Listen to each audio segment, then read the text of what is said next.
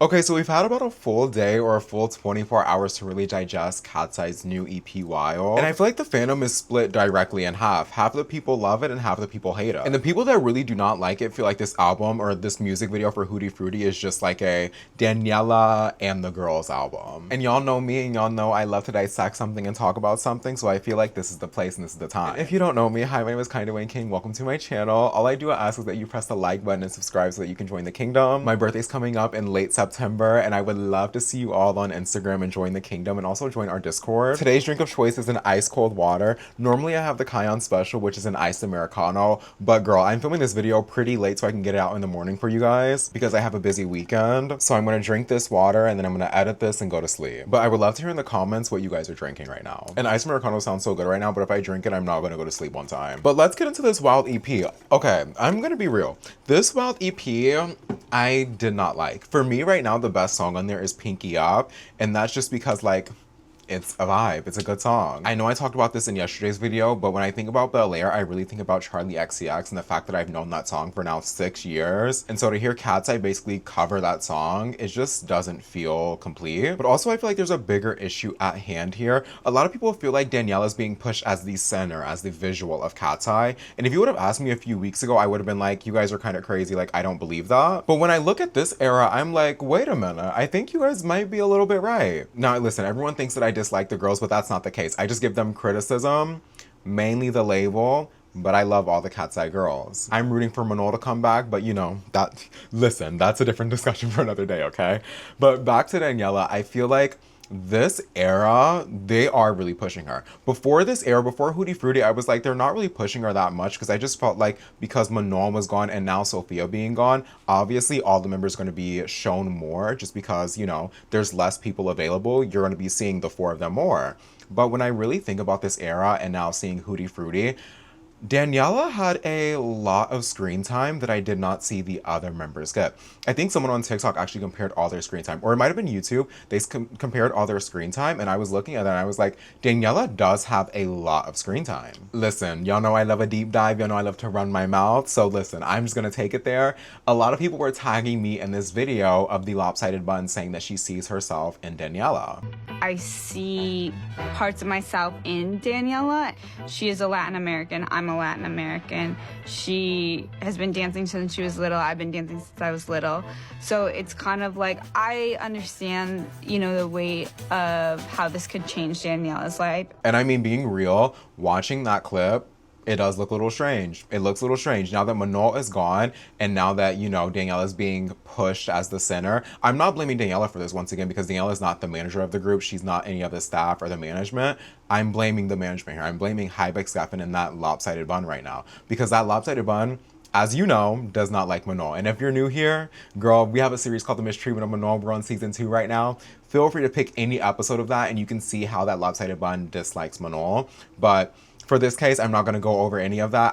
I'll play you a short little clip, actually. People of star quality have this arrogance or whatever it is about them. But with K-pop, there's also this required humbleness and kindness and caring about others and your teammates. I have not seen that from Manon. I would absolutely not put her in this group. So now we're on the same page. That lopsided bun does not like Manon, but she sees herself in Daniela. So now that Manon is gone, I feel like we're getting like the Daniela and the Girls special. Listen, I love to see, trust me, I love to see the girls twerk. I love to see the girls dance. But when I look at Hooti Frutti, it's really like Daniela and the girls. And I know Sophia's on a hiatus right now, but Sophia wasn't on hiatus when they filmed this. Sophia was in the music video and I'm like, girl, why can I barely even see Sophia right now? Like, it was just so strange. Like, I don't know. And I feel like also on this EP, they're really engineering and tuning these girls' vocals to all sound the same.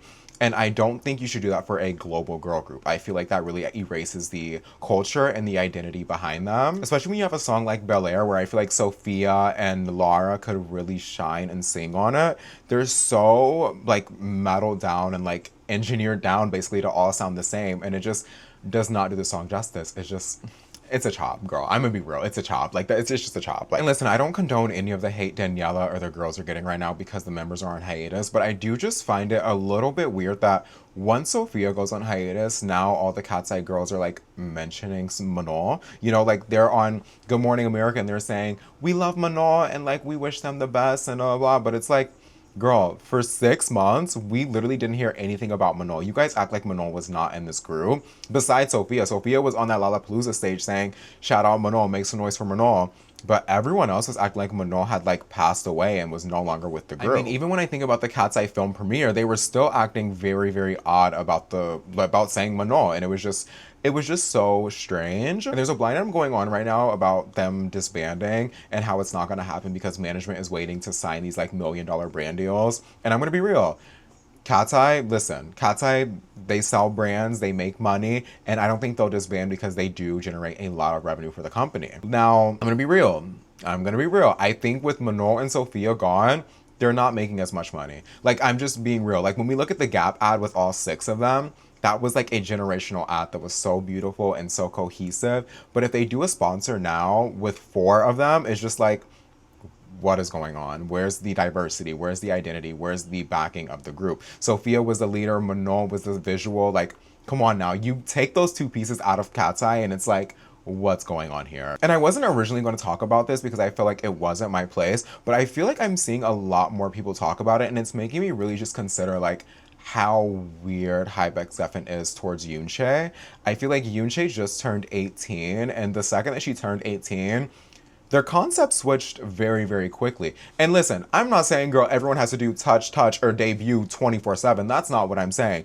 But I'm just saying, like, you can tell that Yoonchae doesn't want to twerk and do all these things, which is why in the choreo, Yoonchae's standing behind all of them while they're twerking. You know, she's not really doing it. And I'm just like, so she turns 18 and then you change the concept to fit this, and like Daniela is now the center. It's just like, it's so strange. And I hate to be this person, but I am actually happy now that, not happy, but I am, it's like a bittersweet emotion that I feel now that Manon is not on this EP or in this era, because I feel like before I wanted Manon to be in this era and be a part of all this, but now seeing how it all folded out, I'm like, Manon, actually, I'm kind of happy that, you know, I'm like happy and sad. I wish I could see you right now and see you perform and see you be a part of this group, but also it's just like, I wouldn't want Manon to be in this like mess of a group. Like when Sophia's being gone and them filming this music video that's like a mess. Them recording Bel Air and it's so empty and it feels like there's no meaning to it. It's just insane. I think that seriously, why not leave Manon on this EP? It makes no sense for them to re-record all of this. Also, it recently came out, and a lot of icons on Twitter pointed this out, but when the film was being created, they were talking about Unloveu when that was recorded, and Unloveu was recorded in the same time they did the Grammy performance, which means that Manol's voice was originally on the track. And it's just like, at this point, Lopsided Bun, do you really hate Manon this much to where you have to remove her from a song? Like, you can't just give her a song, you can't let her be on this album, be on this EP. Like, what do you really have against Manon that you had to re-record everything and reshoot everything? It makes no sense. The EP was done so long ago. We would have had a summer EP. It probably would have sounded better. The original cover and the concept would have looked a lot better, but they scrapped all of that because Lopsided Bun hates Manon. And now seeing everything unfold out and we're seeing Lopsided Bun really push Daniela to the center, it's just like, very strange. It's very strange. Listen, I love Daniela. She's hitting those dance moves and she looks very good, and I just love this era for her, but it's just like, at what cost? Like, why is the Lopsided Bun putting down Manon and putting down the other members to lift Daniela up? Why can't they all shine? Also, I just feel like Lopsided Bun is so weird, and I'm gonna touch more on this next week, but I just feel like Lopsided Bun is just very, very strange. The way that she talked about Daniela and how she saw herself in Daniela, but when she talked about Manon, she said she was arrogant and lazy and she wouldn't put her in Katseye. And even when she was talking about Naisha, which is like, girl, like no shade, like, girl, y'all know how I feel about Naisha. I'm not even gonna go there. But when she was talking about Naisha, she was saying that Naisha is aggressive. And aggressive? Like, I feel like that's a stretch. Like, let's be real. Let's just call it what it is. Naisha's not aggressive. None of those girls are aggressive. None of those girls are arrogant or selfish or mean or anything. Like, those words should not be put on to those girls in Katseye or the girls that audition for Katseye. And yet it is. And when you notice, like, what specific girls are being called that, it's always the black girls. It's always the girls that are mixed with black. She wouldn't dare call Daniela arrogant, selfish, and not nice. Even when Daniela was overdoing dance moves, she found a way to word it nicely and be like, oh, Daniela's over dancing, she needs to work on her facial expressions. But for Manon, she was arrogant and lazy. And for Naisha, she was aggressive. It just doesn't make sense, right? But I'll let y'all have it because I'm gonna touch on it on next week. Trust me. And for everyone tagging me in Aisha's post saying she addressed me and she was talking about me, baby, that post wasn't directed towards me, but it's okay. We'll talk about it during the week. I just wanted to chit chat and get this video out for y'all because I love y'all and y'all love me we're like this. But yeah, what do y'all think about the album? Do y'all like the album? Do y'all think it's good?